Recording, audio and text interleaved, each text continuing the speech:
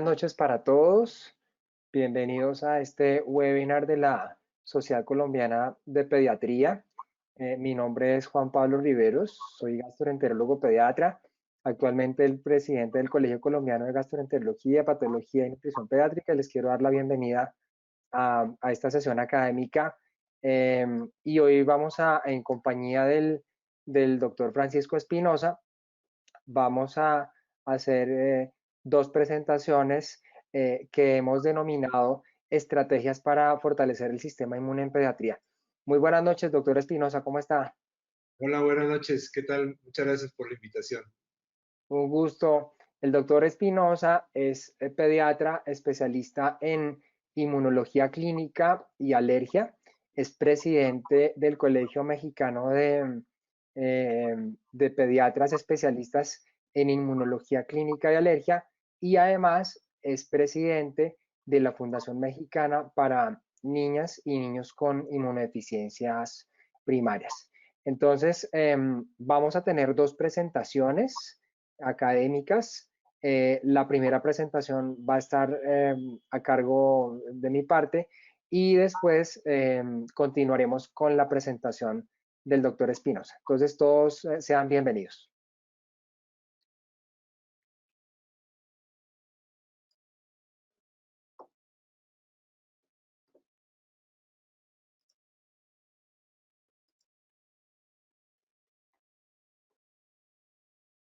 Entonces, quiero comenzar esta presentación con esta frase de un psiquiatra austriaco que ya falleció, pero que es una frase que cae como anillo al dedo en esta época de pandemia. El doctor Viktor Frankl, un psiquiatra que escribió un libro que se llama El hombre en busca de sentido, y nos llegó con esta frase, y es que cuando la situación es mala, disfrútala. Cuando cuando la situación es buena, disfrútala. Cuando la situación es mala, transfórmala. Pero cuando la situación no puede ser transformada, transfórmate. Y eso es tal vez un mensaje claro que quiero que se lleven cada uno de ustedes eh, a sus prácticas, no solo médicas, sino personales. Y cuando hablamos de la parte inmunológica y lo que tiene que ver con microbiota intestinal, estamos hablando de cómo hay una serie de microorganismos que habitan, en nuestro organismo y pueden generar o salud o enfermedad. Y es lo que vamos a tratar de resumir de una manera práctica en esta presentación. Cuando hablamos de población mundial, a septiembre, estos fueron datos que revisé el día de hoy en horas de la mañana, estábamos hablando de 7.813 millones de personas. Ustedes ven ahí la tasa de nacimientos, de muertes, la tasa de crecimiento como tal, y vean que se ha venido aumentando de manera exponencial. Pero cuando hablamos de microbiota intestinal, estamos hablando de billones y billones de bacterias, de microorganismos que habitan dentro del organismo.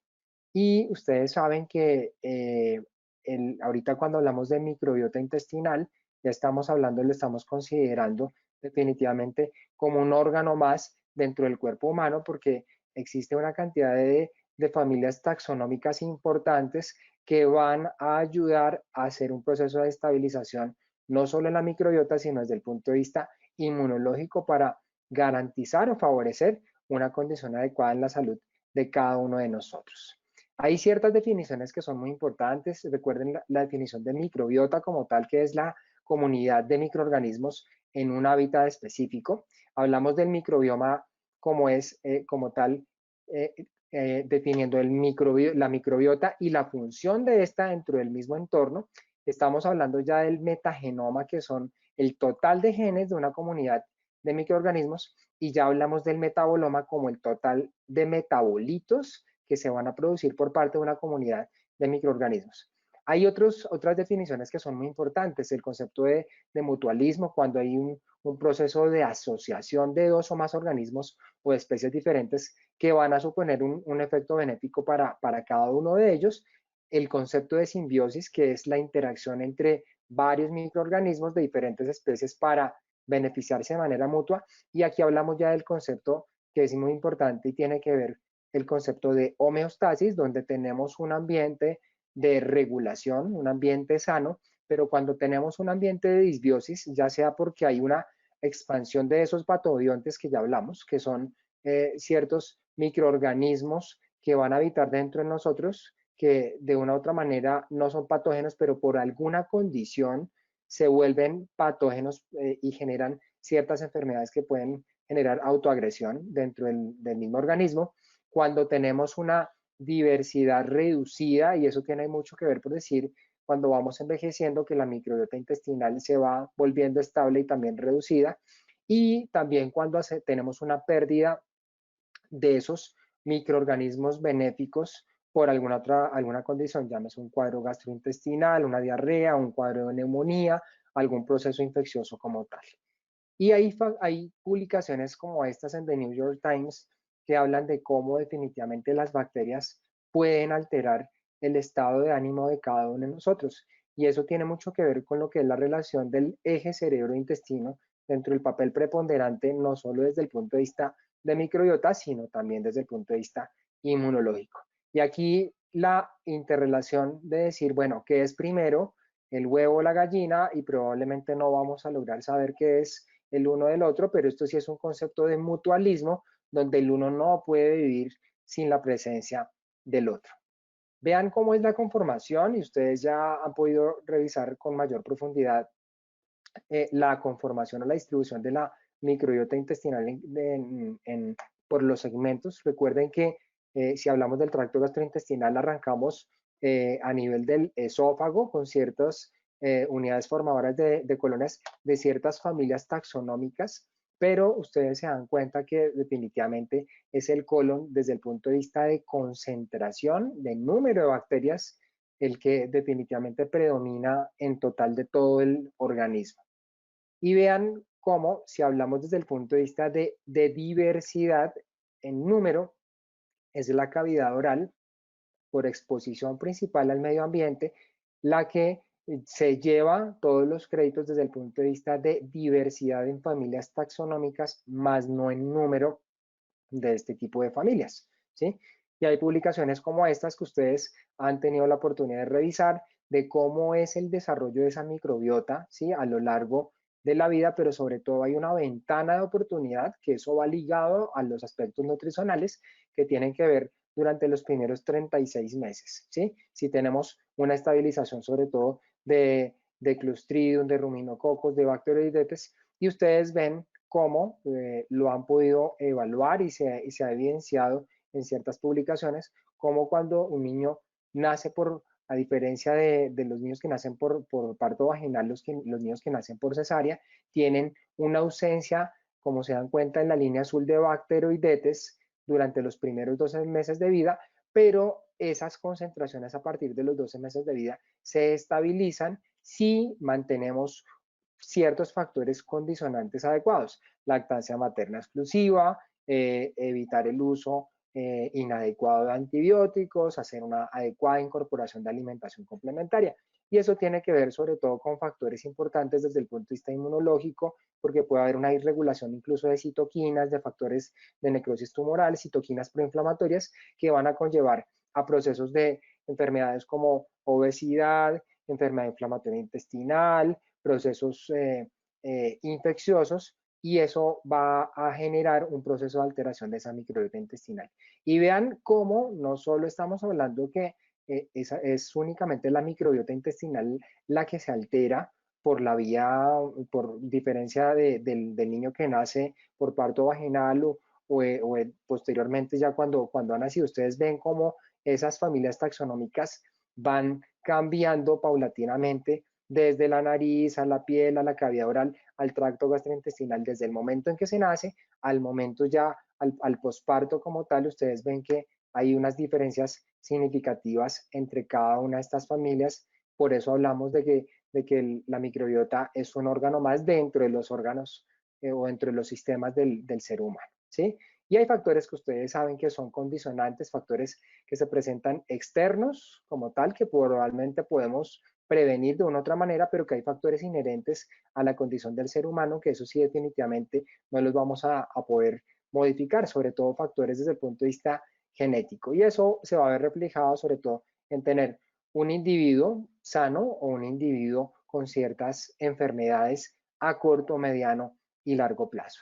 Y vean cómo definitivamente estamos hablando de la presencia de un niño sano con una microbiota saludable, a diferencia de un niño que probablemente por el solo hecho de tener una condición clínica, como es el caso, un cuadro infeccioso incluso de origen viral, y si vamos más allá, un cuadro de enterocolitis, o el niño que es atópico, o el niño que ya tiene enfermedad inflamatoria intestinal, ustedes ven que se tiene que ir buscando una estabilización en esa microbiota para que ese niño que está enfermo logre desde el punto de vista de microbiota e inmunológicamente volver nuevamente a sus habilidades. ¿Sí? Entonces, esta imagen resume que es una interacción no solo de lo que estamos hablando del eje cerebro-intestino, sino incluso ya estamos hablando del eje pulmón-intestino como factores condicionantes o ejes primordiales, y más en esta época de pandemia, sobre todo desde el punto de vista inmunológico, para prevenir o mejorar o fortalecer ciertas habilidades de cada uno de nosotros. Ya sabemos, como les decíamos, cómo se desarrolla esa microbiota. Hay factores genéticos y ambientales, y eso tiene un papel preponderante, sobre todo desde el punto de vista del fenotipo metabólico, y estamos hablando ahí, o ya ustedes han oído el papel de los 1000 primeros días dentro de eso, y logramos evaluar sobre todo el papel que tienen la tolerancia a las bacterias comensales, que son las que se van a encontrar frecuentemente. Y ustedes van a ver que desde el punto de vista inmunológico, ahí entramos a hablar desde el punto de vista de lo que es el desarrollo de la respuesta inmune adaptativa e innata, y entra un papel importante desde el punto de vista gastrointestinal, y tiene que ver con la producción de los ácidos grasos de cadena corta, ¿sí? Que son importantísimos también dentro del papel regulatorio de lo que son las células T, para que tengamos un balance entre lo que son citoquinas TH1, TH2, y mantener un balance con TH0, y eso va a disminuir sobre todo el riesgo de que a largo plazo en la microbiota se presenten procesos de disbiosis, ¿sí? Y estamos hablando ahora incluso de conceptos que para ustedes de pronto pueden ser novedosos, y estamos hablando del síndrome de insuficiencia microbiota. ¿Qué es esto?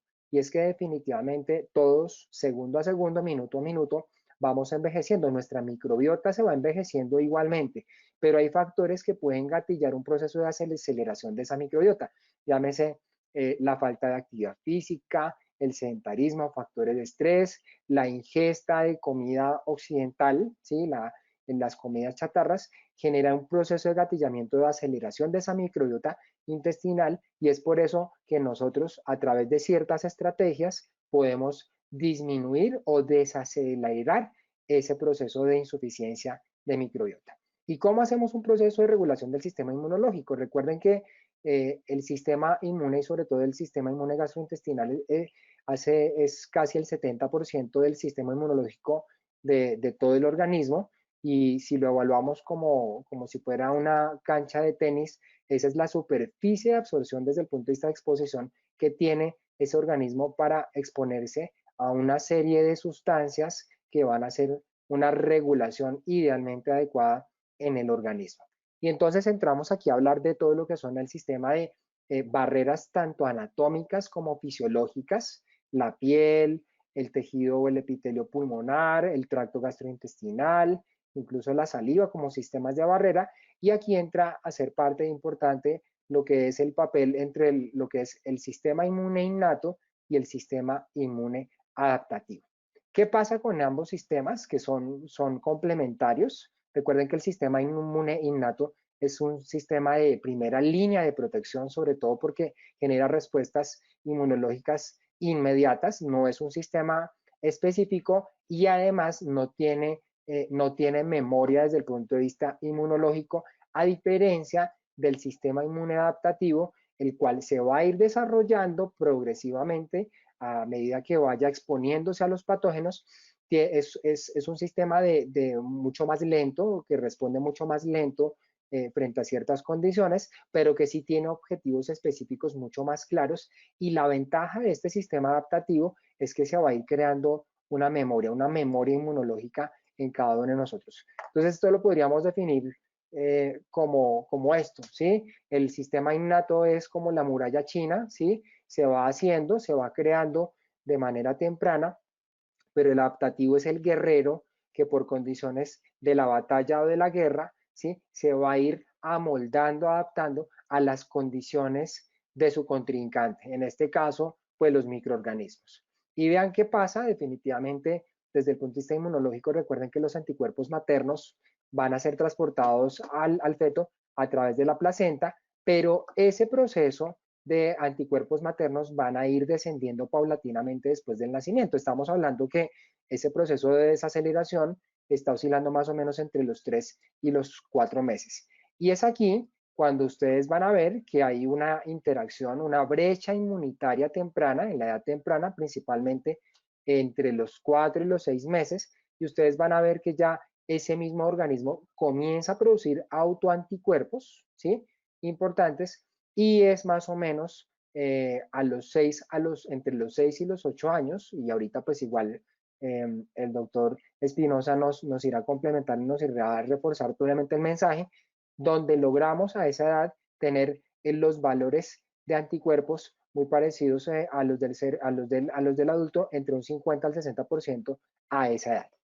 Entonces, vean cómo es, aquí entra definitivamente la gran interacción que decimos entre el desarrollo inmunológico y el desarrollo de esa microbiota intestinal. Vean aquí que tenemos una flecha muy clara principalmente a los 3 años de vida, donde ambos se empalman, sobre todo para ya tener ciertas funciones o habilidades de lo que se va a ir presentando en la adultez, ¿sí?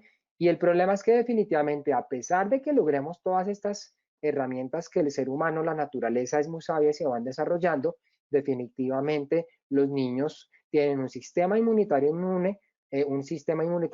inmaduro que los va a predisponer a ciertas condiciones o a ciertas enfermedades, ¿sí? Y quiero aquí centrarme de una manera rápida en hablar del eje intestino-pulmón, y hay ciertas condiciones de alergias que también se pueden ir presentando. Vean ustedes, por decir, cómo son los cambios de las familias taxonómicas en un niño que, por decir, tiene manifestaciones de asma, o los niños que hacen cuadros broncoobstructivos a repetición, donde ustedes ven que comparado con un niño sano, hay disminuciones en concentraciones de prebotelas, aumentos en las concentraciones de streptococos, de moraxella y de hemófilos, y lo mismo pasa que disminuyen las concentraciones de corinobacterias. Entonces, vean que definitivamente ese papel o ese intestino-pulmón es muy importante, y al igual como pasa con el eje cerebro-intestino, puede estar condicionado por ciertas condiciones. La exposición a humos, el niño que vive de manera en zonas urbanas, al niño que vive en zonas rurales, a la exposición a los pólenes, a los alergenos, a la exposición clara definitivamente de probióticos cuando hay condiciones buenas de una alimentación saludable, o si se expone a antibióticos o en ciertas condiciones a inhibidores de bomba de protones. Entonces, vean cómo definitivamente se presentan procesos de disbiosis, y si hay una disbiosis a nivel del tracto gastrointestinal, eso va a generar una alteración a nivel del epitelio pulmonar y viceversa. Entonces, tenemos que buscar estrategias, ¿sí?, de cómo logramos hacer un proceso de restauración de ese eje importante intestino-pulmón. ¿Cómo? A través de administración de prebióticos, de probióticos, de oligosacáridos. Entonces, ahorita eso lo vamos a ir profundizando. Entonces, tenemos que ir buscando modelos donde se haga una modulación de esa respuesta inmunológica, sobre todo para generar procesos de tolerancia inmunológica, y se balancee, se vaya la balanza hacia ese proceso, más que a factores proinflamatorios que pueden generar no solo alergias, sino procesos infecciosos y unas enfermedades. Entonces, definitivamente, en estos casos, ¿qué herramientas tenemos? Prebióticos y probióticos. Definitivamente ustedes se dan cuenta que los probióticos definidos como moléculas no digeridas por el huésped y que son fermentadas por bacterias, sobre todo lo que son los fructoligosacáridos, son preponderantes, y no existe una microbiota sana sin presencia de prebióticos. Eso es súper importante. Y lo mismo pasa con los probióticos. Recuerden que los probióticos, por definición, son microorganismos vivos que, cuando se administran o se encuentran en cantidades adecuadas, van a generar un efecto benéfico en la salud del huésped. El uno, como les digo, tiene un efecto de mutualismo. El uno no podría existir sin el otro, y ahí hay un papel importante, sobre todo en la presencia de los ácidos grasos de cadena corta. Entonces vean cuál es el papel de cada uno. Definitivamente el prebiótico va a generar un proceso de apoyo de bacterias benéficas a nivel del tracto gastrointestinal y vean el papel que tienen los probióticos en todo este proceso. Disminución de citoquinas proinflamatorias, producción de sustancias antimicrobianas, principalmente como efectos receptores a nivel de la luz intestinal, prevención de colonización de bacterias patógenas, lo que es la producción importante de los ácidos grasos de cadena corta como sistema importante para generar un sistema de maduración y un sistema de barrera adecuado a nivel del tracto gastrointestinal. Y vean aquí los mecanismos de acción de cada uno de los múltiples mecanismos de acción que pueden tener los probióticos. Y es una invitación que les hago a cada uno de ustedes porque existen muchas cepas probióticas, algunas cumplen con una gran mayoría de estos mecanismos de acción, pero hay que evaluar cepa a cepa para determinar cómo se desarrolla cada uno de estos. Y esto va ligado, como les decimos desde el punto de vista inmunológico, a hacer procesos de regulación de TH1, TH2, disminución de procesos de apoptosis, aumentos en lo que es inmunoglobulina A secretora principalmente, modulación de lo que es el factor nuclear kappa beta, de modulación entre lo que es interleuquina 10, natural killer, defensinas. Entonces vean que el organismo, el ser humano, definitivamente es como el desarrollo de la construcción de un puente donde tenemos ciertas condiciones como el estrés, procesos infecciosos, el cáncer en algunas condiciones a lo largo de la vida, pero también tenemos cómo construir un adecuado puente, ya sea con la vacunación, la parte nutricional, en la actividad física, todos los procesos de adaptación, y aquí tiene un papel importante sobre todo lo que es los probióticos y los prebióticos en todo este proceso. Entonces, entramos a hablar desde el punto de vista del contexto de ciertos nutrientes, sobre todo porque cuando hablamos de micronutrientes específicamente, recuerden que el concepto de definición de micronutrientes es que tienen que haber disponibilidad y cantidades y combinaciones correctas, sobre todo para hacer un proceso de diferenciación positiva hacia una salud adecuada en el organismo, que definitivamente y sobre todo en países como los nuestros, está plagada de niños que tienen déficit importante de los micronutrientes. Recuerden que lo que son micronutrientes específicamente nos vamos a centrar en una vitamina, como es el caso de la vitamina D. Esas vitaminas tienen un papel fundamental desde el punto de vista de las funciones corporales, a diferencia de la vitamina D, que ustedes saben que la producción es desde el punto de vista de exposición al sol. Las otras vitaminas que tienen las funciones a nivel del organismo no se producen y tienen que ser ingeridas, o ya sea por la alimentación o a partir de ciertos suplementos, y definitivamente el papel de la alimentación saludable, de ciertas suplementaciones de micronutrientes, van a evitar ciertas consecuencias devastadoras tanto para ese niño e incluso también en las mujeres que están en la etapa gestacional, ¿sí? Entonces, esos micronutrientes son importantes sobre todo para el crecimiento, para el aprendizaje y para que esos niños vayan prosperando. Y vean que esto es una publicación del grupo del INTA de Chile, donde nos muestra cuál es el papel de tasas de deficiencia de ciertos micronutrientes en nuestros países. Ustedes van a ver y nos vamos a centrar aquí específicamente en lo que es el papel de la vitamina D, y en ciertas publicaciones nos dice que la tasa de deficiencia de vitamina D en países como el nuestro, en nuestro país, oscila aproximadamente en un 10 a un 12%. En Chile estamos hablando sobre, recuerden que las zonas en los extremos tienen mayor riesgo de deficiencia de vitamina D, pero no sabemos por decir en este momento cuál es el papel que haya cumplido la pandemia en acelerar esa tasa de deficiencia de vitamina D y de los otros micronutrientes, porque pues definitivamente pueden haber cambiado las condiciones nutricionales, no nos estamos exponiendo de una manera importante al sol como fuente primordial. Entonces vean que los micronutrientes en estos casos tienen una gran ventana de oportunidad que tenemos que impactar de manera positiva para evitar ciertas condiciones que después, probablemente de los 3 años, nunca más las volvamos a lograr recuperar en ese organismo. Y es por eso que es importante la vitamina D.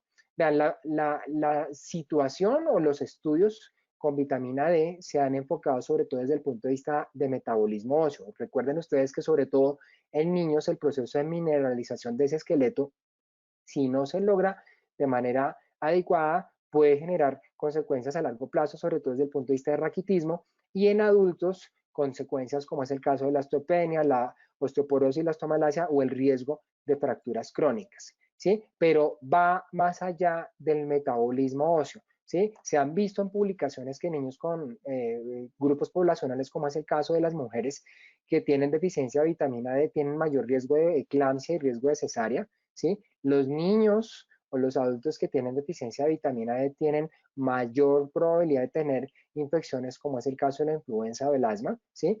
Los adultos que tienen deficiencia de vitamina D tienen un 33% de desarrollar esclerosis múltiple o diabetes.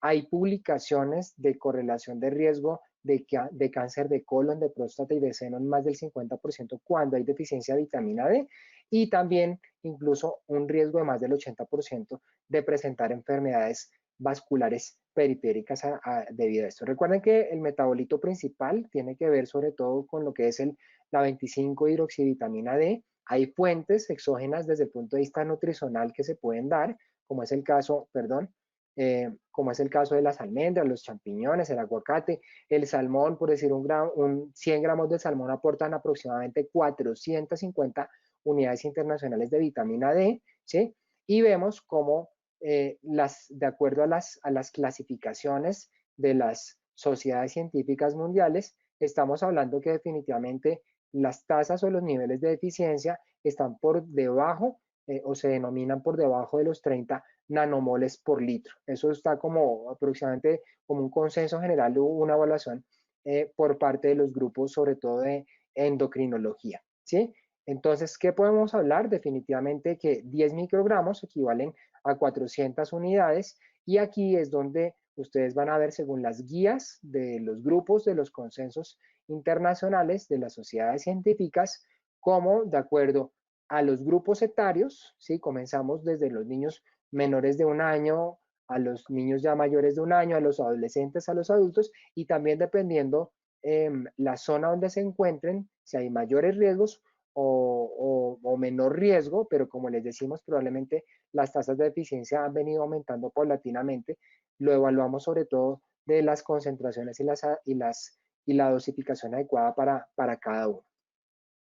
¿Qué es importante tener en cuenta? Que la leche materna generalmente tiene concentraciones bajas de vitamina D, estamos hablando de 40 unidades por litro, y por eso se está recomendando definitivamente hacer suplementación de vitamina D en madres y en niños. Y este es como el esquema o el algoritmo de lo que se está haciendo con vitamina D. Hay que hacer mediciones de marcadores de vitamina D, hay que mirar si definitivamente las concentraciones son por debajo de, como les decía, de 30 nanomoles por litro, factores de riesgo, hablar factores de riesgo tanto desde el punto de vista nutricional, exposición solar y con bajo esas condiciones, pues hacer suplementación en estos casos. Entonces, definitivamente, para concluir, hay que tener un conocimiento claro, una completa de lo que es la interacción de lo que es microbiota y sistema inmunológico, importante sobre todo para hacer intervenciones positivas en población infantil y en adultos también. Tenemos que generar estrategias de manera temprana para que impacten de manera positiva tanto en esa microbiota como en el sistema inmunológico y definitivamente, como es el caso de los probióticos y la vitamina D, se consideran factores preponderantes, sobre todo para fortalecer el sistema inmunológico y la microbiota de cada uno de nosotros. Muchísimas gracias.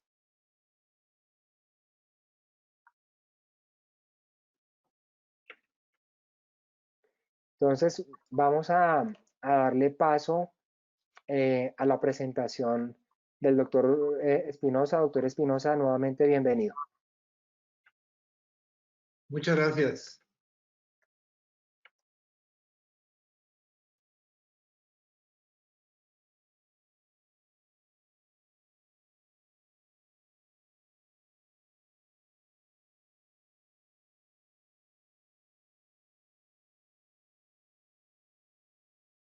Bueno, primero que nada, una vez más, muchas gracias por su amable invitación. Siempre es un placer convivir con nuestros colegas colombianos. Tengo el placer de haber hecho la especialidad de pediatría con un buen número de compañeros colombianos y y son muy, muy queridos. Y así es que todos ellos saben quiénes son, espero que estén participando. Yo sé que sí, porque he tenido algunas comunicaciones con ellos. Espero que se vea bien mi pantalla.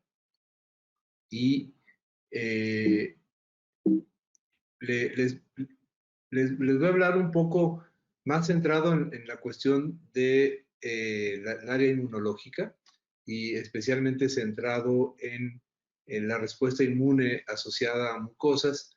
Vamos a hablar y voy a tratar de no repetir nada de lo que ya dijeron previamente. Vamos a hablar un poco de la importancia de la microbiota en la respuesta inmune intestinal y sistémica, de la vitamina D y su efecto en la respuesta inmune a nivel muy básico.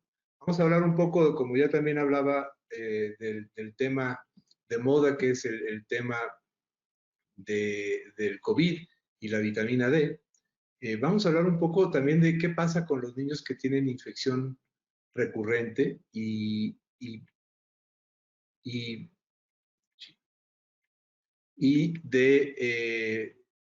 qué pasa cuando hay disbiosis o cuando hay deficiencia de vitamina D y el impacto que esto puede tener en la respuesta inmune en los niños, especialmente en los niños pequeños. Y finalmente vamos a hablar un poco de la evidencia que hay sobre el efecto de los probióticos y la suplementación con vitamina D sobre la respuesta inmune también en niños pequeños. Y ya nos decía el doctor que es, y miren que no nos pusimos de acuerdo con la cancha de tenis, pero que el sistema inmune asociado a las mucosas es un área tremendamente grande de contacto con el exterior, de retos inmunológicos y especialmente el tracto digestivo es probablemente donde más células del sistema inmune hay. Eh, a mí me gusta siempre empezar con un recordatorio rápido de cómo se montan las respuestas inmunes y la desviación de las respuestas inmunes hacia diferentes lados, pero al final casi siempre la respuesta inmune genera que un macrófago, una célula dendrítica, tome a un antígeno, lo lleve a un ganglio linfático regional. En el caso de las vías aéreas, imagínense que este es un ganglio linfático de la cadena cervical, donde se va a encontrar, imagínense que este péptido que ustedes ven aquí es un péptido de un virus, un rinovirus, y se va a encontrar un linfocito T cooperador y van a platicar, se van a sentar a platicar y dependiendo de esta plática va a ser la diferenciación de los linfocitos T cooperadores. En el caso de que haya grandes cantidades de interleucina 2 en el microambiente, el linfocito T cooperador se va a diferenciar a un linfocito TH1 que va a producir grandes cantidades de interferón gamma, interleucina 2, y esto va a activar básicamente la respuesta inmune contra virus. En el caso del virus, nuestra respuesta inmune más eficiente es la mediada por células T citotóxicas, CD8, y también el interferón gamma va a estimular mucho la respuesta inmune innata mediada por células NK y NKT que van a matar a las células infectadas por virus. Pero a veces el agresor no es un virus, en ocasiones el agresor, por ejemplo, es un helminto que tiene una fase larvaria intravascular, como puede ser un Ascaris lumbricoides. Y en este caso la respuesta va a ser muy intensa, pero con producción de citocinas como la interleucina 4, la interleucina 10, la interleucina 13, que van a inducir una respuesta que los inmunólogos llamamos TH2, donde van a predominar todas estas citocinas 4, 5, 6, 10, 13, que van a inducir la producción de IgE y de eosinofilia. En general, la gran mayoría de las veces las respuestas inmunes están muy equilibradas y tenemos respuestas tanto TH1 como TH2 que van a conducir a la producción del anticuerpo predominante IgG, que como ustedes saben es lo que sabemos que marca la memoria inmunológica contra mujer. Finalmente, bueno, no, finalmente, casi finalmente en las mucosas es un lugar completamente aparte y esto es especialmente cierto para la mucosa gastrointestinal. La mucosa gastrointestinal, si ustedes recuerdan, debe tener la inteligencia para recibir proteínas extrañas que vienen en los alimentos y que son de alguna u otra manera completamente extrañas desde el punto de vista inmunológico, reconocerlas, hacer una respuesta inmune contra ellas, pero no inflamar, porque si inflamamos generamos daño. Entonces las respuestas inmunes a nivel de la mucosa gastrointestinal casi siempre son lo que llamamos los inmunólogos T reguladoras, que se caracterizan por tolerancia inmune y por la producción de IgA. En otras ocasiones, especialmente cuando existe una agresión intensa en las mucosas o la piel, las respuestas se caracterizan más por la producción de lo que llamamos también los inmunólogos respuestas TH17 y que se caracterizan por la producción de una gran cantidad de neutrófilos que migran al lugar donde se está llevando a cabo la invasión y que es la respuesta predominante contra hongos y bacterias extracelulares. Pero volviendo al tubo digestivo, entonces el tubo digestivo tiene que ser suficientemente listo, porque si responde con TH1, puede ser bueno cuando tenemos por ejemplo, una infección viral por rotavirus o por norovirus, y para eliminar las células infectadas por virus. Pero cuando es exagerada esta respuesta, tenemos lo que los gastroenterólogos llaman enfermedad inflamatoria intestinal, como la enfermedad de CUSI o Crohn. Por el otro lado, las respuestas TH2 son útiles para responder contra algunos helmintos a nivel intestinal, pero cuando se exagera la respuesta TH2, lo que vemos es la clásica respuesta de alergia a alimentos mediada por IgE. ¿Por qué no predomina ni una ni otra? Pues esto habitualmente se debe a que gracias a estas respuestas reguladoras que ya les hablaba hace un momento, que son muy características, que son mediadas a nivel intestinal por la producción predominante del factor transformante del crecimiento beta y la interleucina 10, que van a frenar a las respuestas TH1 y TH2 y van a evitar que se haya polarización y por tanto van a inducir una tolerancia inmune y una respuesta predominante de IgA. Por otro lado, tenemos la parte más viejita de la respuesta inmune intestinal y que es su función como barrera. Ya nos decían, las células están unidas muy pegadas una con otra y esta unión que es mantenida entre una célula epitelial y otra requiere de mucho mantenimiento, requiere de mucha energía para mantenerse íntegra, para mantenerse sin fugas hacia el exterior, pero tampoco sin aperturas que permitan la entrada potencial de patógenos. Y esto se debe hacer para mantener este equilibrio y para mantener la barrera intacta, se requiere, y hoy sabemos que es tremendamente importante, la presencia de microbiota. Y ya nos platicaba también hace un ratito que la microbiota es muy importante y que empieza desde la boca hasta el ano, a nivel de tubo digestivo, y que es muy importante para dar este mantenimiento de la barrera mucosa en todo lo largo del intestino. Y estas bacterias están teniendo una plática intensa, continua, con cada una de las células, tanto epiteliales como las células inmunológicas que están a todo lo largo del tracto digestivo. No solo eso, sino que estas bacterias tienen también mucha influencia en cómo se van a dar las respuestas de tipo inmunológico y de qué tipo de anticuerpos, tanto IgM como IgG, se van a producir y van a ser muy dependientes de la microbiota que predomine en cada época de la vida. Hoy día sabemos entonces que la estimulación de las bacterias intestinales de los TLRs va a llevar a la activación de las células como las células dendríticas, los macrófagos, y en el ganglio linfático las placas de Peyer van a estimular diferentes respuestas que van a variar dependiendo de la microbiota predominante y de la microbiota que fue la que estimuló esta respuesta. Ya nos decían también de la importancia de la microbiota y cómo varía, así es que no me voy a tomar mucho esto, pero cómo varía de acuerdo al momento, al embarazo, a la forma de nacimiento, a la geografía donde vive el niño, si recibe o no recibe lactancia materna, al estilo de vida, al uso de antibióticos, etc. Pero esta parte es muy importante.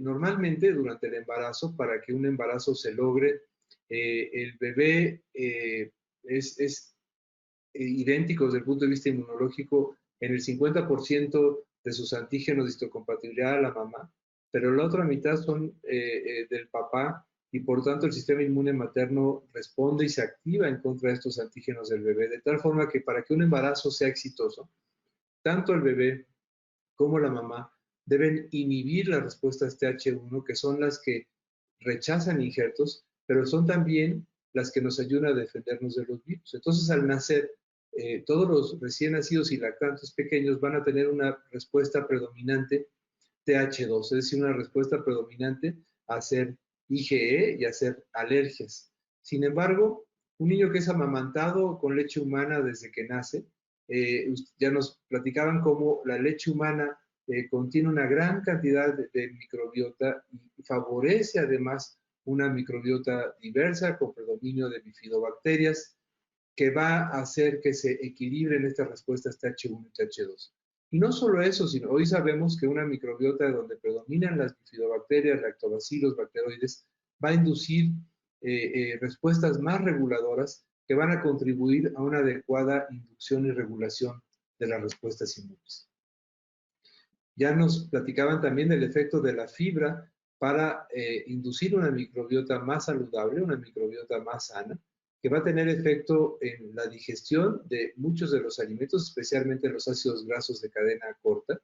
Y estos ácidos grasos de cadena corta serán absorbidos y van a inducir respuestas inmunes muy especiales, van a ayudar a regular, van a inducir estos ácidos grasos de cadena corta, a inducir respuestas predominantemente reguladoras con la expresión de FOXP3, van a hacer que a nivel de la placa de Peyer, las células B que se estimulen y diferencien sean predominantemente productoras de IgA, que es la inmunoglobulina que queremos a nivel digestivo, porque puede bloquear la adherencia de los gérmenes sin activar el complemento y sin ocasionar inflamación. Y hoy sabemos que los probióticos cuando los damos de manera externa, tienen un papel fundamental, ya sea de manera natural, en alimentos fermentados naturalmente, cuando los damos como una intervención médica, para dar mantenimiento a la mucosa gástrica. Uno de los principales mecanismos es la estimulación del TLR2 a nivel de la célula epitelial intestinal. Hoy sabemos que este TLR2 da señales a las células dendríticas que están en la submucosa, que van a activar, que van a expresar un receptor muy importante de la célula dendrítica que se llama DCSINE y que va a inducir a que las células T que están en este espacio se diferencien como células T reguladoras. Y esto va a llevar, por tanto, a respuestas predominantemente de tolerancia y a mantener la integridad del epitelio respiratorio. Luego, por otro lado, tenemos la parte de la vitamina D. Y tradicionalmente sabemos, y ya también nos platicaban, que la vitamina D la obtenemos principalmente a través de la exposición solar. No solo eso, sino también la recibimos a través de algunos alimentos. Y la vitamina D que recibimos a través de los alimentos es activada en tejidos, especialmente en el hígado y los riñones, y de ahí se convierte en 1,25 dihidroxivitamina D3, que es el principio activo útil y que es el que se une al receptor en las células y que va a tener todos los efectos que hoy día conocemos de la vitamina D sobre la transcripción y regulación de la transcripción de muchos genes. Cuando pensamos en esta exposición solar como la principal forma de recibir vitamina D, tenemos siempre pros y contras. Por un lado, los pros es que un niño que se expone al sol tiene en general menos riesgo de eczema o de dermatitis atópica, tiene una mayor síntesis de vitamina D3, una disminución de las citocinas proinflamatorias, también ayuda la radiación ultravioleta a inducir respuestas regulatorias, a normalizar el reloj biológico, pero por otro lado, también hemos aprendido mucho que una exposición exagerada al sol nos lleva a cambios en la piel de envejecimiento por la exposición solar, a hiperpigmentación, a daño del DNA, y en el largo plazo este daño se va acumulando y favorece o predispone a cáncer a nivel cutáneo. Sin embargo, sabemos que la vitamina D3 también es excepcionalmente importante para mantener la integridad de la barrera intestinal. Y no solamente eso, sino que la vitamina D3, como les mostraré más adelante, va a tener efectos profundos sobre la respuesta inmune innata y la respuesta inmune adquirida. Pero lo que más conocemos es este efecto que se han demostrado en numerosos experimentos que disminuye la proliferación de las formas más inflamatorias, tanto TH2 como TH17 como TH1, e induce las respuestas T regulatorias, de tal forma que niveles adecuados de vitamina D se asocian en muchísimos experimentos, tanto a nivel básico como a nivel clínico y epidemiológico, con una respuesta más regulada, con una respuesta más eficiente del sistema inmune en todas las mucosas. Y existen numerosas evidencias que demuestran cómo la vitamina D tiene efectos en el reconocimiento de los gérmenes a través de una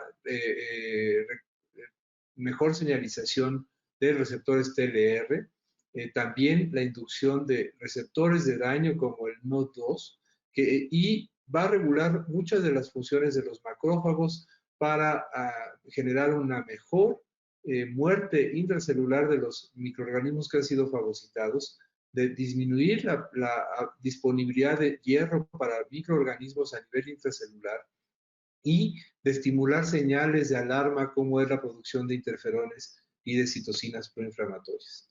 A nivel de la inmunidad adaptativa, también tenemos muchos efectos muy importantes que hacen, por un lado, la disminución de las respuestas TH1 y un mejor equilibrio con respuestas TH2, y también pasa lo mismo con las respuestas TH17, favoreciendo las respuestas reguladoras. Y esto, en el caso de la pandemia que estamos viviendo hoy día de COVID, ha sido muy notorio cómo, y este es un estudio que les quiero compartir, se publicó este mes. Es un estudio que fue publicado en PLOS ONE, y es un estudio que hizo el laboratorio Quest Diagnostics en todo Estados Unidos. Y lo que hizo fue revisar entre sus filas todos los reportes de PCR para COVID que habían sido solicitados entre mediados de marzo y mediados de junio, y encontró casi 200,000 pruebas de pacientes que, además de la prueba, también les habían hecho en el año previo niveles de vitamina D. Y entonces hizo esta correlación que me pareció fabulosa porque es muy, muy, muy informativa, cómo claramente se ve una tendencia de a menor concentración de IgD en suero, existe una mayor índice de positividad en las pruebas de COVID por PCR. Es decir, las personas, aparentemente esto puede inferirse, que las personas que tienen niveles bajos de vitamina D tienen una mayor facilidad para contagiarse de COVID. Y esto no es lo único que hemos encontrado. En los últimos meses se han reportado varios estudios, pero uno de los que más me han gustado, este estudio que también se reportó hace un mes. Este es un estudio de un grupo y de una institución alemana, donde reporta una cohorte de casi 190 pacientes que tuvieron COVID, de los cuales la mitad fueron pacientes hospitalizados y la mitad fueron pacientes que solamente fueron vistos como externos. Y les quiero mostrar la parte más importante, y es cómo de toda la cohorte, ya sea juntando a los pacientes hospitalizados y no hospitalizados, que son la parte de arriba, ustedes pueden ver cómo el riesgo de acabar con ventilación mecánica es tremendamente más alto en aquellos individuos que tenían menos de 12 nanogramos por mililitro, que eran 41 de los pacientes de esta cohorte alemana, tenían niveles bajos de vitamina D. Y ustedes pueden ver que de todos, ya sea externos o internos, el riesgo de recibir ventilación mecánica y oxígeno era dramáticamente más alto cuando se tenían niveles bajos de vitamina D, y la supervivencia es enormemente diferente en estos. Y si tomamos solamente a los pacientes hospitalizados, que son las gráficas C y D, esta diferencia todavía se acentúa más, y es mucho más claro cómo los niveles de vitamina D tienen una importancia fundamental en regular la respuesta inmune a COVID, de tal forma que mantener niveles de vitamina D adecuados en nuestra población es tremendamente importante en estos tiempos de pandemia. No solo eso, sabemos que la vitamina D también tiene un impacto directo sobre el microbioma a nivel intestinal, y a mayores niveles de vitamina D tendremos una microbiota más saludable, más protectora que la que ya nos hablaba hace un momento. También sabemos que los niveles adecuados de vitamina D tienen funciones muy importantes para evitar la permeabilidad intestinal para disminuir el riesgo de inflamación inmune a nivel intestinal, y además de sus efectos sobre la composición de la dieta, perdón, de la microbiota, y todo esto se refleja en una protección contra fenómenos autoinmunes, de tal forma que también se ha visto niveles adecuados de vitamina D tienen menor riesgo de recaídas en el caso de enfermedades inflamatorias intestinales. Ahora vamos rápido con los niños. ¿Por qué los niños pequeños, por qué los lactantes y preescolares tienen tantas infecciones? Y yo me lo imagino de esta manera. Hoy día los seres humanos vivimos predominantemente en zonas urbanas. Esta es una foto de la Ciudad de México en una época de lo que llamamos inversión térmica, que tenemos épocas de varios meses al año con niveles enormes de contaminación ambiental. Pero no solo eso, los niños hoy día, en lugar de nacer por vía vaginal, como la naturaleza lo ha planeado, que permite una colonización desde antes de nacer por lactobacilos de la microbiota vaginal de la mamá, la gran mayoría de los niños nacen por cesárea. Otra de las formas que la naturaleza diseñó para tener una microbiota más saludable es la lactancia materna exclusiva. Sin embargo, hoy día la gran mayoría de los niños reciben fórmulas. Finalmente, la forma de vida que llevamos los seres humanos hace que los niños entren muy temprano a guarderías y también que en muchas ocasiones se expongan a contaminantes intradomiciliares, como es el caso del humo de cigarrillo dentro de casa. También, y no me dejarán mentir los que son de mi generación, en nuestra generación crecíamos básicamente en el aire libre, jugando afuera de casa, y hoy día los seres humanos que vivimos en grandes ciudades tenemos a nuestros hijos entre cuatro paredes porque nos preocupa su seguridad. Por otro lado, hemos dejado de hacer deporte aeróbico para hacer deportes con la consola en la casa, sentados en un sillón, lo que ha propuesto o hecho o favorecido un estilo de vida muy sedentario. Hemos dejado de comer alimentos fermentados naturalmente, como el yogur, como el kefir, y hoy día comemos comida toda prefabricada, previamente envasada, esterilizada, de tal forma que hemos perdido y tenemos a nuestros niños como en una burbuja durante los primeros meses de vida, a diferencia de lo que pasaba antes, que tenían una convivencia natural con el medio ambiente. Entonces, cuando uno piensa cuántas infecciones son normales en un niño, uno tiene que preguntar muy claramente cuál es el contexto. No es el mismo el niño, que es el único en la casa, que lo cuida la abuelita o la mamá y que no tiene contacto con otros niños, que aquel niño que vive en una gran ciudad, cuyos padres trabajan, que entra a la guardería o el centro de cuidado infantil en los primeros 2 o 3 meses de vida, donde 12 a 14 infecciones respiratorias al año pueden considerarse normales. A veces nosotros mismos contribuimos a que se retrase la maduración inmune por falta de compromiso con la lactancia materna exclusiva, porque les recomendamos a las mamás un manejo aséptico estricto, que les esterilicen todo, porque se ha disminuido la ingesta de micronutrientes y vitaminas y que ya también nos decían previamente su importancia. Y por supuesto el uso totalmente inapropiado de antibióticos que causa descolonización. También la contaminación que ya veíamos, pero quisiera referirme un poco ahora a la disbiosis que dan los antibióticos. Pues, a pesar de que sabemos que casi nunca están indicados, casi todos los niños que tienen una infección respiratoria aguda reciben un antibiótico, al menos en mi país. Y creo que esto es igual en casi toda Latinoamérica. Esto hace que los antibióticos generan una profunda alteración de la microbiota, especialmente una disminución global, una pérdida de la diversidad. Y esta pérdida de la diversidad se traduce con una pérdida del mantenimiento que da esta microbiota al epitelio intestinal. Esto genera pérdida de la unión estrecha entre las células epiteliales, que se haya fugas, que haya inflamación, que haya la penetración de antígenos bacterianos y alimentarios y facilita el desarrollo de enfermedades alérgicas. No solo eso, sino que conforme más antibióticos damos, promovemos más la resistencia bacteriana.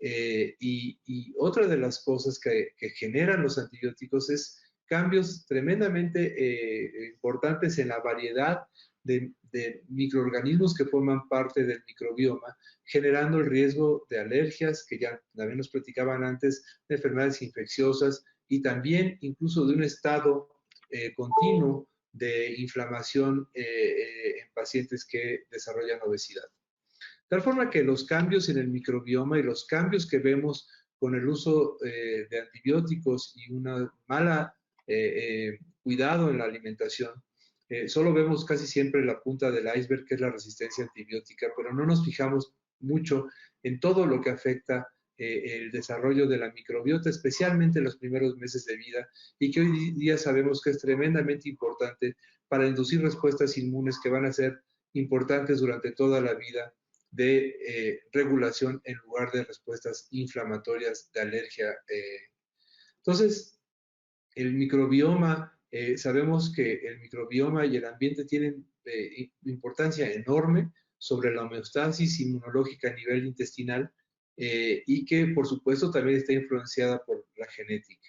Tal forma que, en general, la parte genética, hoy ya sabemos que algunas variedades de genes pueden favorecer respuestas proinflamatorias, algunos factores ambientales como el uso excesivo de antibióticos, la falta de lactancia materna, la exposición al cigarrillo, favorecen respuestas proinflamatorias. Y estas mismas respuestas proinflamatorias se asocian con una disminución en la diversidad de la microbiota, favoreciendo entonces también respuestas inflamatorias. Y luego cuando pensamos en la vitamina D en niños, siempre pensamos que como casi todos los alimentos están suplementados con vitamina D, no debiera haber problemas. Sin embargo, sabemos que la deficiencia de vitamina D se asocia con una gran cantidad de problemas, tanto a nivel intelectual, respiratorio, circulatorio y de desarrollo muscular y óseo. En general, como ya también nos dijo el doctor previamente, también en México, no solo en Colombia, es entre el 10 y el 12%. En la última encuesta nacional de salud, en México también la prevalencia en niños preescolares y escolares es de 12% de la deficiencia de vitamina D. Y esta, si asociamos por un lado la disbiosis causada por una dieta anormal, por una ingesta excesiva de antibióticos y una deficiencia de vitamina D, todos estos factores se suman para favorecer un ambiente proinflamatorio a nivel intestinal que va a asociarse con una disregulación inmune y el desarrollo de todos estos cuadros de alergia e intolerancia a alimentos y de inflamación crónica. De ahí que por eso en los últimos años ha proliferado el uso de probióticos y como ya veíamos y ya nos platicaban también hace un momento, tienen muchos efectos para dar mantenimiento al epitelio intestinal, evitar el crecimiento de gérmenes patógenos, inhibir su adhesión, producir productos antimicrobianos y forma muy importante, modular las respuestas inmunes hacia respuestas que tienden a ser reguladoras y evitar las respuestas inflamatorias. Estos efectos de regulación de la respuesta inmune han sido demostrados en numerosos estudios, tanto básicos como clínicos y epidemiológicos, como los niños que tienen una microbiota saludable o que son suplementados con probióticos, tienen respuestas que tienden a ser más reguladoras y a disminuir las respuestas proinflamatorias. Tal forma que, en resumen, por un lado, la vitamina D tiene factores muy importantes para inducir respuestas inmunes reguladas sobre las células T, sobre las células epiteliales, sobre el sistema inmune innato que se va a activar de manera más regulada, pero también sobre el sistema inmune adaptativo, disminuyendo las respuestas y la posibilidad de desarrollar respuestas inflamatorias o alérgicas. Pero cuando pensamos en las dos cosas, ya veíamos en los probióticos y luego ya veíamos todos los efectos de la vitamina D3, imagínense poder tener lo mejor de ambos mundos, poder dar, por un lado, un probiótico que ya sabemos todos sus efectos, pero por otro lado, vitamina D, que va a tener un efecto sinérgico porque va, como ya les decía, a favorecer una microbiota más saludable, predominante de bifidobacterias y lactobacilos, va a favorecer la supervivencia de estos probióticos que nosotros estamos administrando de manera externa para que se queden ahí y para tener efectos negativos sobre la inflamación tisular e inducir respuestas de tolerancia inmunológica en nuestros niños. Y esto se ha demostrado en estudios clínicos y les quiero mostrar, les quiero hablar especialmente de un estudio que se hizo en México por un colaborador mío y ex jefe mío en el Instituto Nacional de Pediatría, donde se hizo un estudio aleatorizado, doble ciego, controlado, con 336 niños sanos que asistían a guardería entre 6 meses y 36 meses. Se les daba una dosis fija de 5 gotas con 10 a la 8 unidades formadoras de colonia de lactobacilo reuteri protectis. A la mitad se les dio el lactobacilo y a la otra mitad se les dio placebo por 3 meses seguidos, y luego fueron seguidos otros 3 meses ya sin ningún suplemento. Los desenlaces más importantes fueron el número de días con diarrea, pero también se buscó el número de infecciones o días con infecciones del tracto respiratorio, de uso de antibióticos, de falta a la guardería, de visitas a urgencia y de costos totales directos e indirectos. Entonces es un estudio muy interesante porque se siguió durante 6 meses a estos niños. Y ustedes pueden ver aquí cómo los niños que recibieron la intervención tuvieron 67% menos días de síntomas respiratorios agudos. Este estudio fue publicado en Pediatrics en el 2014. Ustedes pueden ver que no solo eso, sino que los niños recibieron una tercera parte menos recetas de antibióticos o días con antibióticos comparados con los que recibieron el lactobacilo, los niños, perdón, con los que no recibieron, los que recibieron el placebo. Y la disminución en los días de diarrea fue exactamente igual de grande, casi 70% en el caso de la diarrea, de tal forma que se demostró claramente que la suplementación con un probiótico tiene efectos y que este efecto no solamente duró durante el tiempo que se dio la suplementación, sino que se mantuvo durante los 3 meses de seguimiento después de que ya no se le había dado. Esto es igual para la diarrea, como pueden ver ustedes aquí con las infecciones respiratorias agudas. De tal forma que el Lactobacillus reuteri protectis ha sido o ha demostrado ser uno de los mejores probióticos que podemos recetar nosotros como pediatras, que se asocia a un menor número de episodios y duración con fiebre, diarrea, infecciones respiratorias, una menor necesidad de uso de antibióticos, una menor cantidad de días de ausentismo de la guardería y de ausentismo de los padres del trabajo. Esta parte no se las mostré, es de otro estudio que con mucho gusto les puedo proporcionar si alguien está interesado. Y por último, les quiero mostrar esta metaanálisis que también hizo el doctor Pedro Gutiérrez Castrellón, donde analiza el efecto potencial y todos los estudios que hay sobre todos los lactobacilos y probióticos de uso comercial para disminuir la duración de las infecciones respiratorias superiores. Y ustedes pueden ver cómo los 3 que tienen mejor efecto son Bifidobacterium lactis, Lactobacillus reuteri y Lactobacillus rhamnosus GG. Estos 3 entonces son los que han demostrado en estudios de buena calidad, en estudios bien aleatorizados, cegados, comparados con placebo, que son los 3 que tienen realmente una probabilidad de disminuir la incidencia y duración de las infecciones respiratorias cuando se administran en niños pequeños. En conclusión, espero haberles transmitido que el tejido linfoide asociado a la mucosa gastrointestinal es muy importante para la inducción y regulación de respuestas inmunes y el mantenimiento de la homeostasis intestinal, que la microbiota diversa favorece una respuesta inmune balanceada y evita la inflamación y enfermedades por hipersensibilidad como la alergia o la enfermedad inflamatoria intestinal, que el uso de probióticos tiene efectos positivos en la regulación de la respuesta inmune, que la suplementación con vitamina D también tiene un efecto para regular y modular la respuesta inmune y favorecer una microbiota saludable, y que el Lactobacillus reuteri ha demostrado ser seguro y eficaz para reducir infecciones respiratorias y gastrointestinales en lactantes. De tal forma que la idea de suplementar con vitamina D, que tiene efectos inmunoreguladores e inmunomoduladores muy importantes, pero también sobre la microbiota, y si lo damos asociado a un probiótico, puede tener un efecto claramente sinérgico para tener efectos inmunomoduladores y una microbiota mucho más saludable que se va a traducir en una inducción y regulación de respuestas inmunes saludables. Muchas gracias por su atención.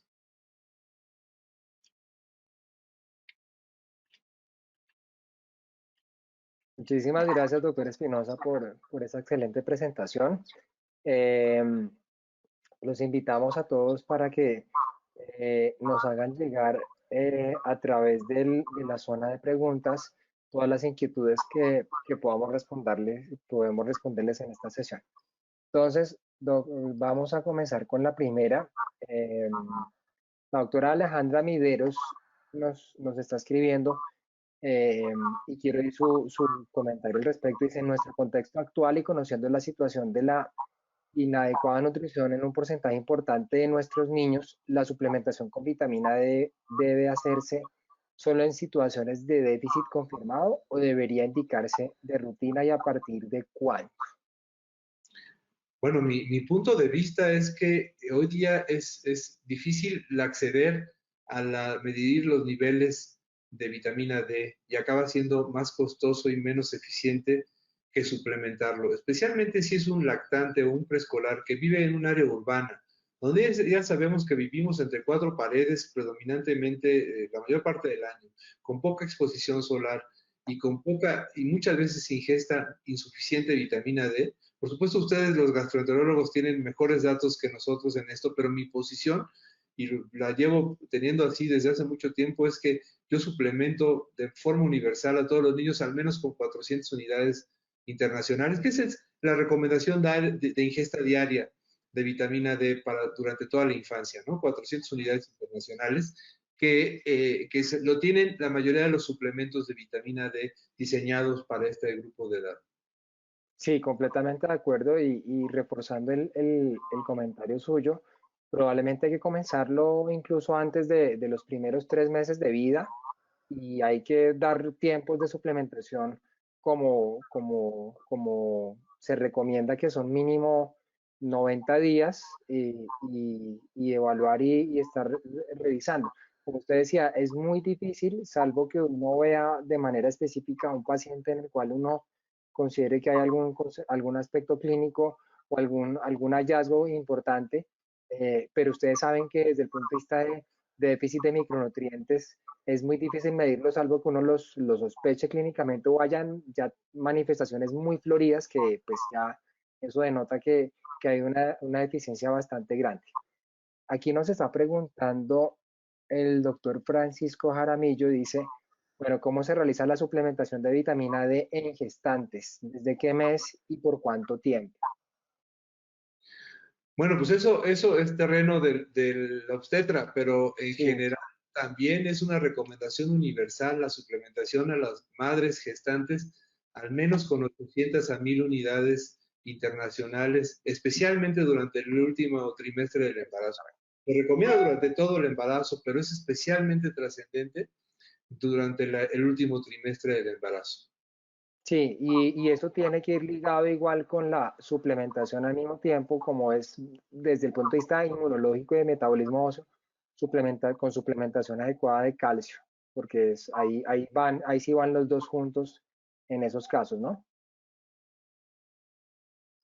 Bueno, la doctora Clara Durán dice, ¿cuánto tiempo de exposición al sol se debe recomendar en clima cálido? No sé, pues por decir aquí en Bogotá o en zonas de baja exposición al sol, estamos recomendando y que sean como mínimo dos veces al día, aproximadamente entre 30 minutos a 1 hora, que más que exposición al sol, porque como te puede pasar a ti en Ciudad de México, pues la exposición al sol probablemente no es mucha, más a la luz que al sol, que igualmente sirve, y por eso obviamente la importancia de tener que hacer suplementación como estamos hablando de deficiencia para vitamina D, ¿no? Sí, de acuerdo, totalmente. La doctora Teresa González acá nos dice, bueno, dosis y tiempo indicado de administración de vitamina D. Eso depende mucho de los grupos poblacionales, pero en población pediátrica estamos hablando de 400 unidades, ¿no? Sí, y periodos mínimos de 3 meses, como ya lo dijiste. Exactamente. Vamos a revisar.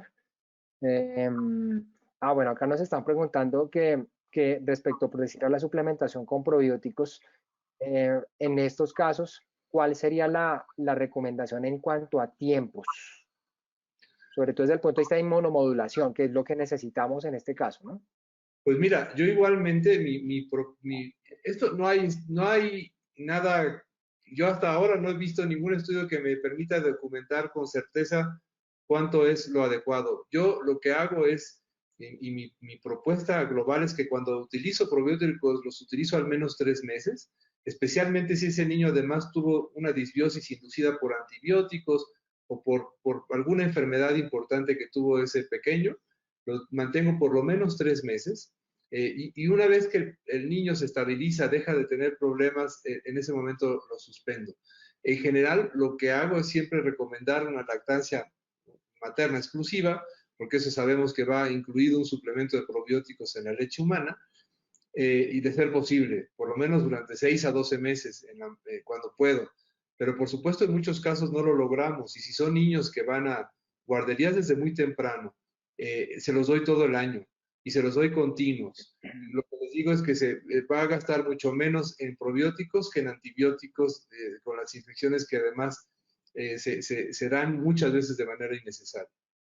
Sí, completamente de acuerdo. Yo creo que sobre todo como el objetivo de esto, de estas intervenciones es inmunomodulación, porque es diferente probablemente el caso de administración de probióticos por un cuadro de diarrea aguda o diarrea por antibióticos, que están mucho más establecidos los tiempos de administración. En esto, como tú estabas comentando, no hay artículos que digan, pero lo que sí es cierto es que bajo condiciones de estas o condiciones crónicas hay que administrarlo durante tiempos bastante largos, ¿no? ¿Sí?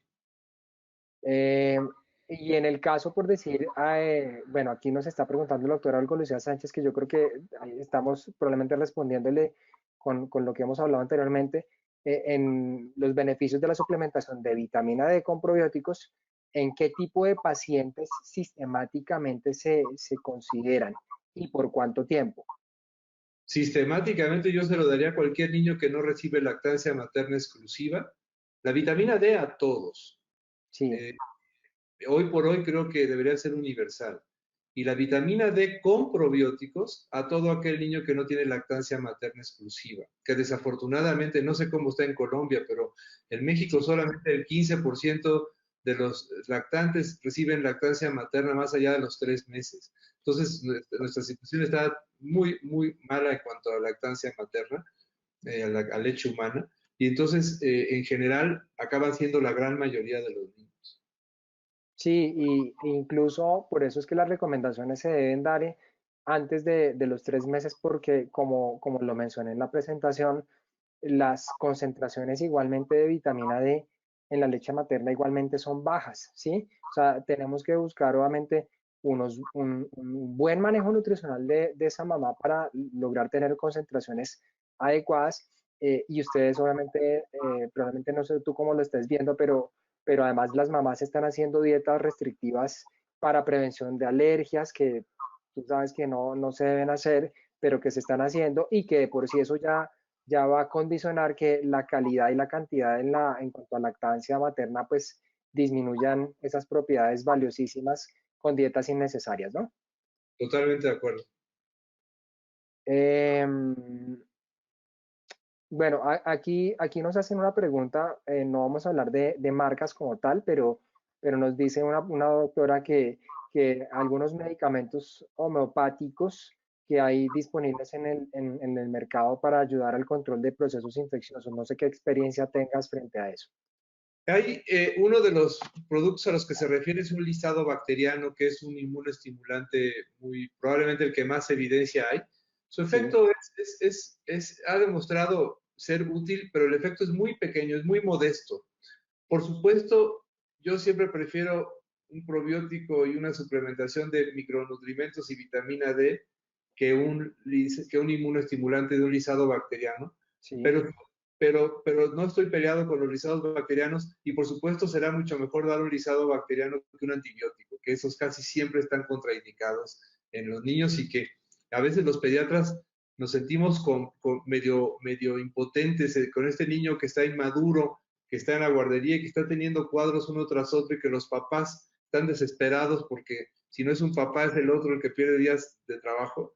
Y entonces en muchas ocasiones yo llego a prescribir las tres cosas, ¿no? Es decir, vitamina D, un probiótico y un lisado bacteriano. Sin embargo, desde mi punto de vista, el efecto de la intervención es mayor del probiótico y la vitamina D que del lisado bacteriano.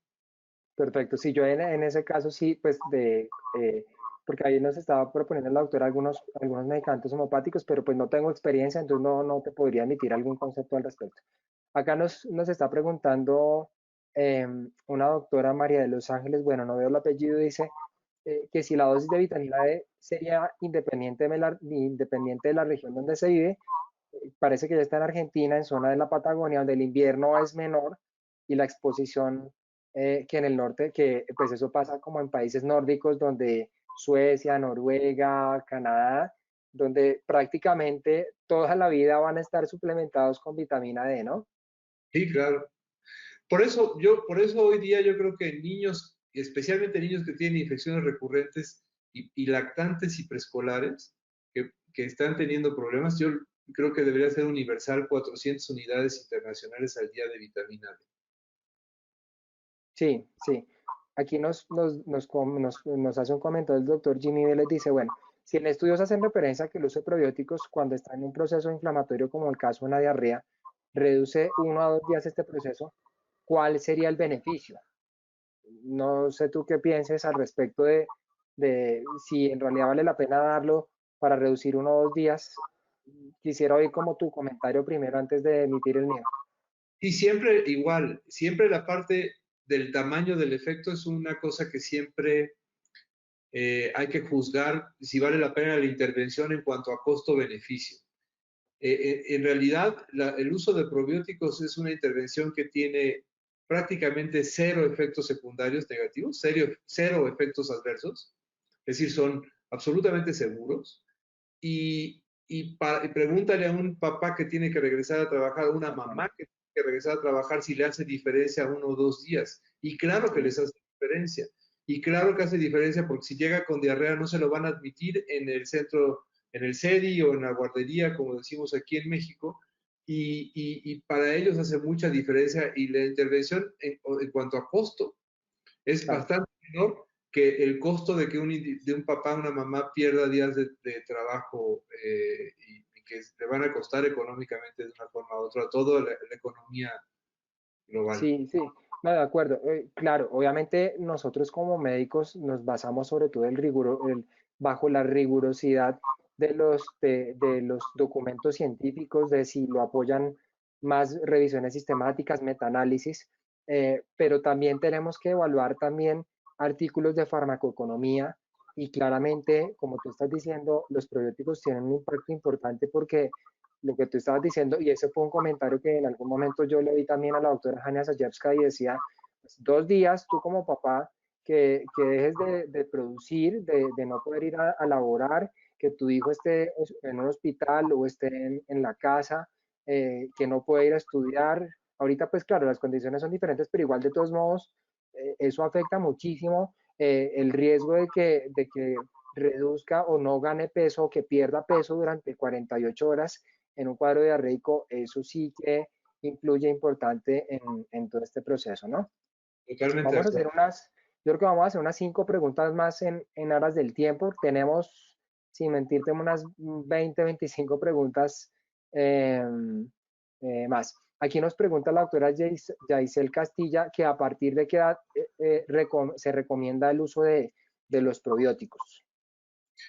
Se pueden dar desde recién nacidos si las circunstancias lo favorecen. Por ejemplo, una de las indicaciones más claras que hoy día creo que tenemos todos es que, y por eso estimulamos la lactancia humana inmediata en niños prematuros con enterocolitis. Les damos leche materna, pero si no hay leche humana disponible, pues hay que darle un hidrolizado con un probiótico, porque se ha demostrado claramente que se reduce el riesgo de enterocolitis y aquellos que la han desarrollado tienen una resolución más rápida, ¿no? Entonces está claramente que se pueden dar hubo una época que todos nos cuestionábamos si podían hacer eh, eh, bacterias, ¿no? Sí, Probiocteremias, ¿no? Y que hubo mucha discusión, pero con los años se ha visto que es prácticamente nulo el riesgo de tener una infección sistémica por un probiótico o un daño por un probiótico, de tal manera que creo que está razonablemente probada su seguridad desde recién nacido. sí, es importante ahí sobre todo revisar el tipo de cepa que se va a dar, la vía de administración, o sea, el perfil de seguridad también es muy importante. Obviamente hay condiciones y tú más que nadie sabes que el paciente inmunosuprimido, el que tiene catéteres venosos centrales, esos son ciertas condiciones que todavía siguen prevaleciendo para tener algún grado de consideración en definir si se utilizan o no se utilizan, ¿no? Aquí nos está preguntando la doctora María René Álvarez que si para alergia a la proteína de leche de vaca ayudaría a dar vitamina D y probióticos, aparte pues de todo el manejo que conocemos de restricciones, en este caso de lácteos, de hacer todo el proceso de manejo nutricional del paciente. Ahí tú qué piensas en esos casos. Yo creo que hay pocas indicaciones tan buenas para los probióticos como es la alergia a la proteína de la leche, ya sea mediada o no mediada por IgE. Mm, Creo que es una de las formas más bonitas que tenemos los médicos de restaurar un microbioma saludable que va a traducirse en una regeneración de ese epitelio intestinal y las uniones apretadas en las células, a evitar el crecimiento de bacterias patógenas, a inducir la vitamina D inmunoregulación y apagar las respuestas TH2 o TH17, cualquiera que sea la que está causando el problema con la leche, y que va a ayudar a que la resolución y el restablecimiento de la integridad del epitelio y por tanto de todas las funciones digestivas y de absorción y que conllevan, ¿no? Porque muchos de estos niños nos llegan, yo creo que a ti y a mí nos llegan ya las formas más serias, ¿no? Y nos llegan ya sí. con peso, con detención de crecimiento, de todas las áreas del crecimiento, y yo creo que son de las cosas que más impactan, además de dar un hidrolizado extenso o una fórmula base de aminoácidos cuando está indicada, en fin, de acuerdo a la severidad del caso, el uso de vitamina D y probióticos me parece que no, pocas veces tiene tan buena indicación. De acuerdo, de acuerdo. Aquí nos están haciendo una pregunta que reforzando lo que hemos hablado la doctora Mónica Beltrán y dice, sería el esquema de suplementación con vitamina D en el lactante menor, en el mayor, en el preescolar y en el escolar. Y el tiempo, pues los tiempos sí yo creo que sí están muy establecidos, son 3 meses de suplementación. Y como les mostramos, tanto el doctor Espinosa como yo, dependiendo la edad y dependiendo también la zona geográfica y los factores de riesgo, pues arrancamos con dosis desde 400 y ya dependiendo si se pueden hacer incluso mediciones, pues uno define si incluso se requieren dosificaciones mucho más altas, porque obviamente en la adultez sí las concentraciones de las dosificaciones, como tú dices, pueden llegar incluso hasta las 2.000 unidades o 3.000 unidades hasta diarias y eso perfectamente puede ser válido, ¿no? Sí, totalmente de acuerdo. Eh, aquí nos pregunta la doctora Marisabel Ayala, nuevamente, ¿prematuro recomendaría igualmente la suplementación con vitamina D? Sí, sin Sí, duda. exactamente. O sea, hay grupos poblacionales, así como hacemos suplementación igualmente de micronutrientes, de vitaminas, de hierro, son grupos poblacionales que tienen mayor riesgo. Dos preguntas más y yo creo que acabamos. El doctor Zárate y dice acá, bueno, uso de probióticos en embarazo. Doctor Espinosa, ¿qué piensa? Sí, no tengo experiencia, pero yo creo que también en mamás que, por ejemplo, hay muchas mujeres que durante el embarazo tienen infecciones urinarias recurrentes. Yo creo que está claramente indicado el suplemento en mujeres embarazadas que han tenido cierta disbiosis por exposición a antibióticos durante el embarazo, porque eso va a favorecer una microbiota más saludable vaginal y ese niño, si nace por parto normal, una colonización más sana desde el principio. La realidad es que no conozco estudios porque soy pediatra, ¿no? Entonces, no Sí, tengo mucho conocimiento, pero me parece, desde el punto de vista teórico, que sería lógica la suplementación para favorecer una microbiota vaginal más saludable. sí, sobre todo que ya todos saben que definitivamente esa transferencia de esa microbiota arranca desde esas etapas y no hay que esperar a que el niño nazca para definitivamente tener un establecimiento, sino que esa microbiota se va modulando desde la etapa incluso preconcepcional, entonces hay que ir trabajando en eso. Lo que pasa es que todavía faltan muchos estudios, pero probablemente dentro de las estrategias de prevención se van a ir llevando a todo este proceso.